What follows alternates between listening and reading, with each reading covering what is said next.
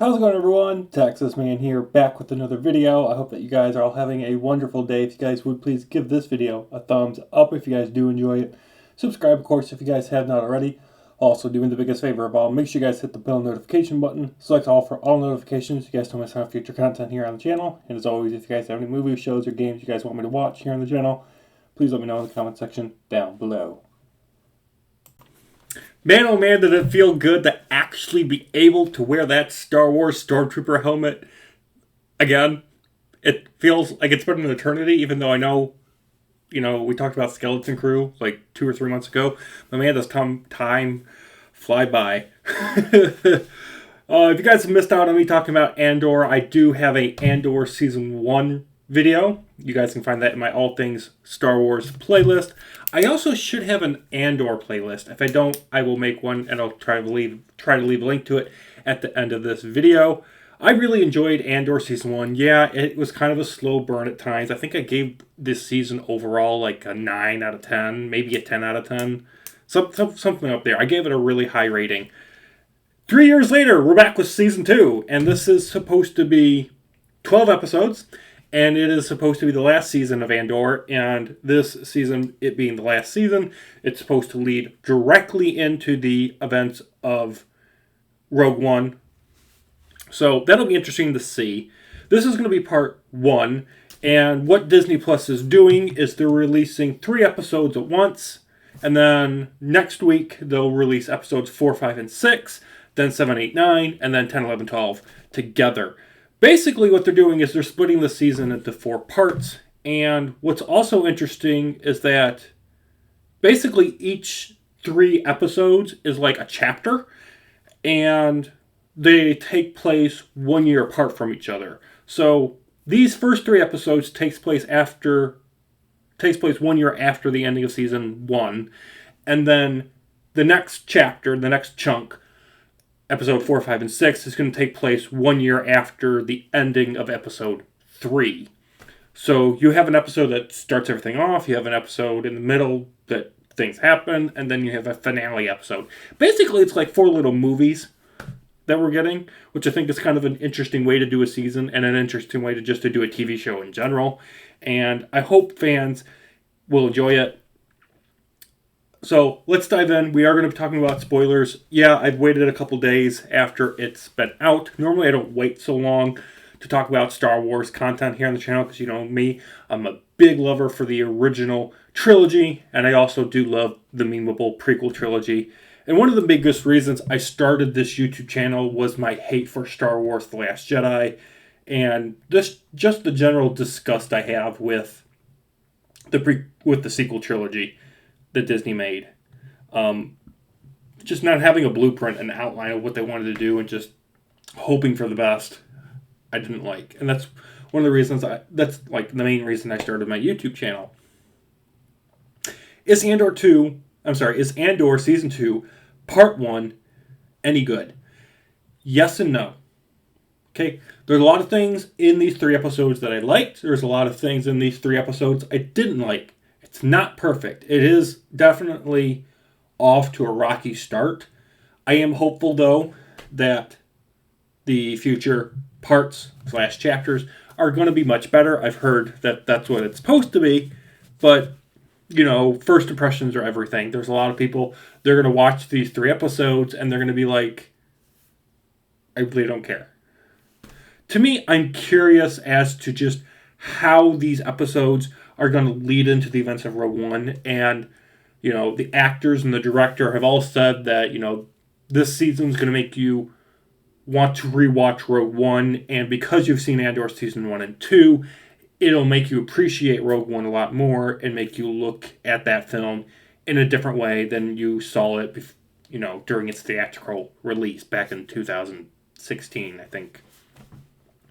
So, first off, so far, we have a lot more action.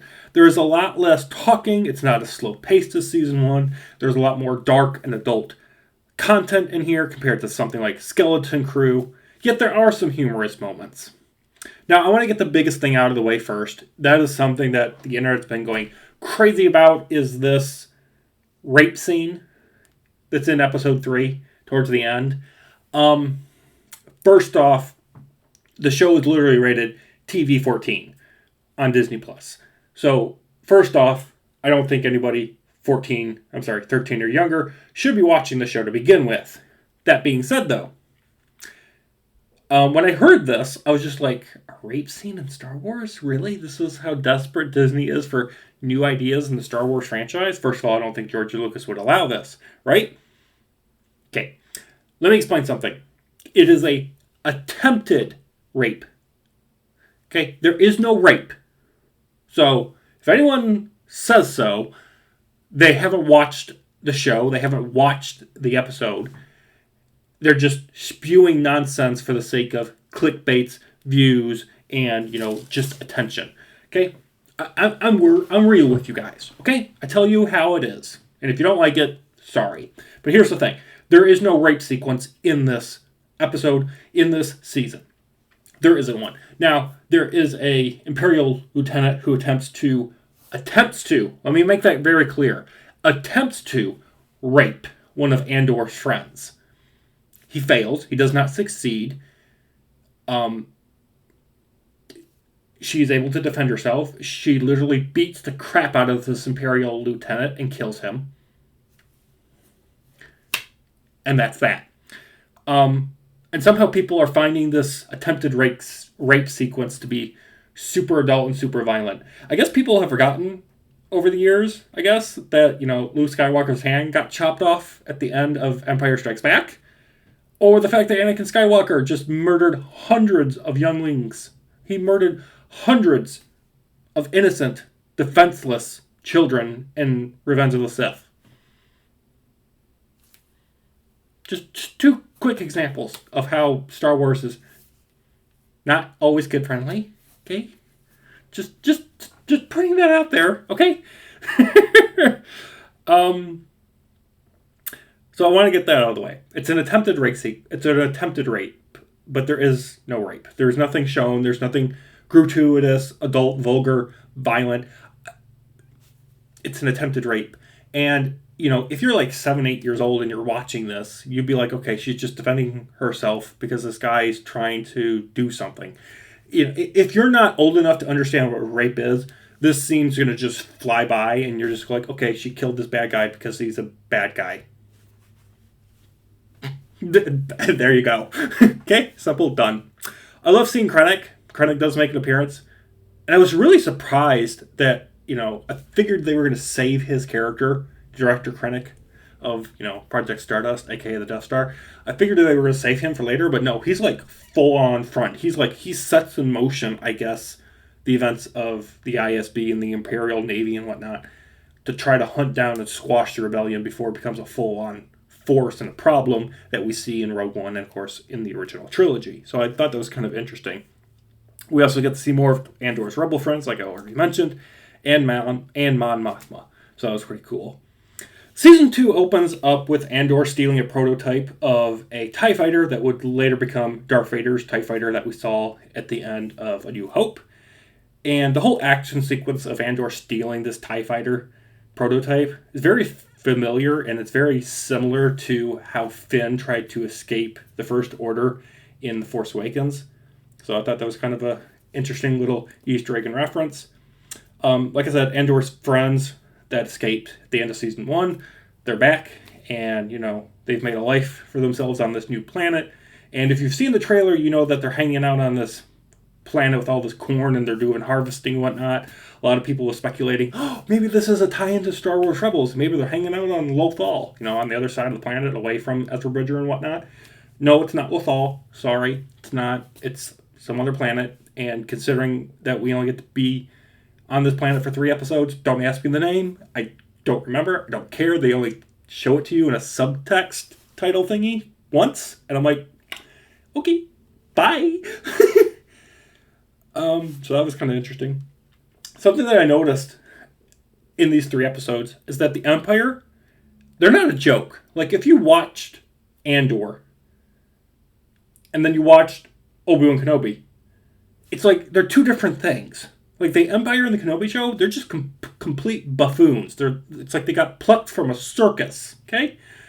The Empire in Andor Season 1 and here in the first 3 episodes of Season 2, they're a threat. They are pure evil. They are, no pun intended, a menace to be reckoned with. And they have no problem just shooting you because, you look weird or you're running away for some reason. They'll shoot you on sight.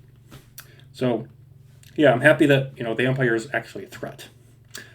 Mon Mothma gets her daughter away in marriage. That was something that was kind of being built up in Season 1. So we get the whole wedding scene. That way Mon Mothma can have the ability to transfer her family funds to supply the rebellion. Of course, the only way to be able to access that without any Imperial problems is for her daughter to marry some shady business guy. So that does happen. I thought the daughter maybe was going to be like, I really don't want to go through with this. I mean, Mon Mothma is like, hey, my mom never gave me the option to back out of marrying your husband, your father, my husband. But I'm going to give you the option. And the daughter's just like a complete utter asshole.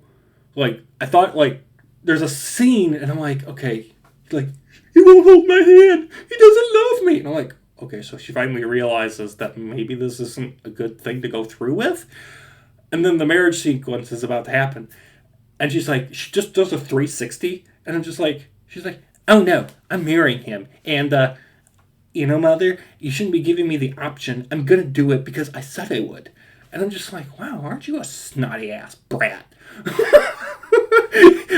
I kind of wanted to feel empathy with Mon Mothma wanting to literally leave her family behind. Like, if you've watched Clone Wars, if you've watched Rebels, especially Rebels, Mon Mothma eventually leaves everything that she knows behind to become a head general for the rebellion. She eventually, she's no longer a senator because Palpatine dissolves the Senate, which just makes her an outcast. And so she takes her, political agenda, shoots it out the window, and she becomes a general for the rebellion and an advisor of how to beat the Empire.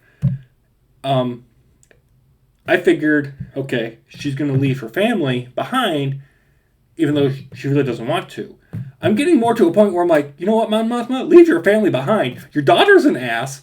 She's married to a jerk. Your husband thinks that you're cheating and, in love with some college friend.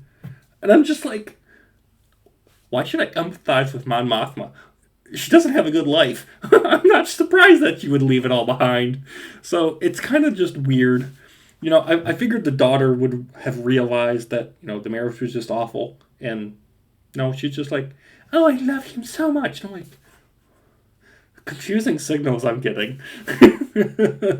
I do like how episode 2 teased the possibility that Andor is the one who finds this hostile planet, Yavin 4, for the rebellion base later on.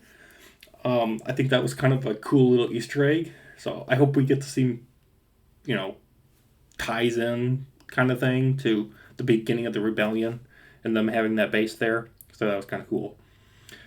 Last thing I want to talk about is Andor himself.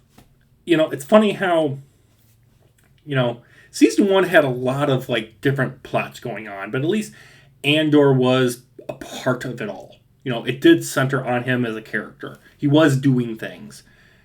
These first 3 episodes, he doesn't do much. He doesn't really do anything. Episode 1, he steals a TIE fighter. Episode 2, he gets to the rally point, and he gets captured, and then he's tied up. And then episode 3 comes, and he comes to save his friends from the Empire in that TIE fighter that he stole. That's literally what he does for 3 hours. The rest of these 3 episodes is all the other side characters doing things. Like Mon Mothma having the wedding scene. That Mon Mothma wedding scene for her daughter probably takes up 2/3 of these 3 episodes.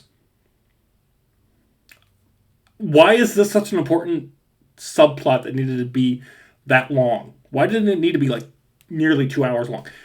It's so dragged out.